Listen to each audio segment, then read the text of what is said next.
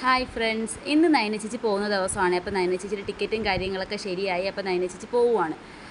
അതിൻ്റെ ഒരുക്കവും കാര്യങ്ങളൊക്കെ ഈ കാണുന്നത്. അപ്പോൾ എന്നോട് പറഞ്ഞു, വീഡിയോ എടുക്കുന്ന കണ്ടപ്പോഴത്തേക്ക് എന്നോട് പറഞ്ഞു, നീ സ്ലോ മോഷൻ വീഡിയോ എടുക്കണേന്ന് പറഞ്ഞു.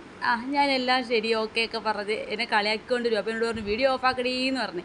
അപ്പോൾ ഞാനില്ല എന്ന് പറഞ്ഞ് വീഡിയോ എടുത്തുകൊണ്ടിരിക്കും. അപ്പോൾ ചേട്ടന്മാർ വന്ന് ചേച്ചീനെ യാത്രയാക്കി, എല്ലാവരും വന്ന് ചേച്ചീനെ യാത്രയാക്കി. അപ്പോഴത്തേക്കും ഞങ്ങൾ 3 പേരും കൂടിയാണ് പോകുന്നത്. ഈ ചേട്ടനാണ് ഞങ്ങളെ കൊണ്ടുപോകുന്നത്.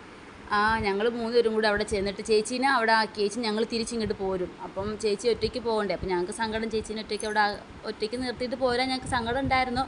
പക്ഷേ ചേച്ചി അപ്പോൾ എന്നോട് പറഞ്ഞിട്ടുണ്ടായിരുന്നു, ഈ വീഡിയോ നീ അപ്ലോഡ് ചെയ്യരുത്, ഇപ്പോഴൊന്നും അപ്ലോഡ് ചെയ്യരുതെന്ന് പറഞ്ഞു. കാരണം എന്തെങ്കിലും ഇല്ലാതെ ചേച്ചി അങ്ങനെ പറയില്ലല്ലോ. അപ്പോൾ അതേ പോകുന്ന വഴി ആട്ടുമേനെയൊക്കെ കണ്ട് അതിൻ്റെയൊക്കെ ഞാൻ വീഡിയോ എടുത്ത്. പക്ഷേ നല്ല ക്ലിയറായിട്ട് കിട്ടിയില്ല എനിക്ക്. എന്നാലും കുഴപ്പമില്ല. പോകുന്ന വഴി തന്നെ ബസ് സ്റ്റാൻഡും ചേച്ചി എന്നെ കാണിച്ചു തന്നു. ഇവിടുത്തെ കുഴപ്പമില്ല, നമ്മുടെ നാട്ടിലത്തെ പോലെ അല്ലെന്ന് മാത്രം. റോഡ് സൈഡിൽ തന്നെയാണ്, ഉള്ളോട്ട് കയറിയിട്ടൊന്നുമല്ലല്ലോ. പിന്നെ നേരെ റെയിൽവേ സ്റ്റേഷനിൽ ചെന്നിട്ട് കുറേ നേരമൊന്നും അവിടെ നിൽക്കാൻ പറ്റിയില്ല. 10 മിനിറ്റ് അവിടെ നിൽക്കത്തുള്ളൂ എന്ന് പറഞ്ഞായിരുന്നല്ലോ. അത് കാരണം ഞങ്ങൾ പെട്ടെന്ന് തന്നെ ചേച്ചീനെ അവിടെ ആക്കി. അപ്പോൾ ചേച്ചി എന്നോട് അവിടെ കയറുന്നത് വരെ ചേച്ചി എന്നോട് പറഞ്ഞാൽ, അവളുമായിട്ട് വഴക്കൊന്നും ഉണ്ടാക്കരുത്, നീ നല്ലതായിട്ട് നിൽക്കണം, കുഴപ്പമൊന്നുമില്ല, കണ്ട ഇതൊക്കെ എന്നെ ഉപദേശിച്ചുകൊണ്ടിരിക്കുവാണ് കേട്ടോ.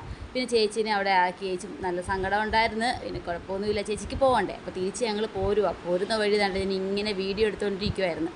അപ്പോൾ ചേച്ചി എന്നോട് പറഞ്ഞ്, എടി നീ സൂം ചെയ്ത് നോക്ക്, നിൻ്റെ ഫോണിൽ എന്തുമാത്രം ക്ലാരിറ്റി ഉണ്ടെന്ന് നോക്കാമെന്നൊക്കെ പറഞ്ഞേ. അങ്ങനെ ഞാൻ വട്ട് കാണിച്ചുകൊണ്ടിരിക്കുക വണ്ടിക്കകത്തിരുന്നുകൊണ്ട് തന്നെ.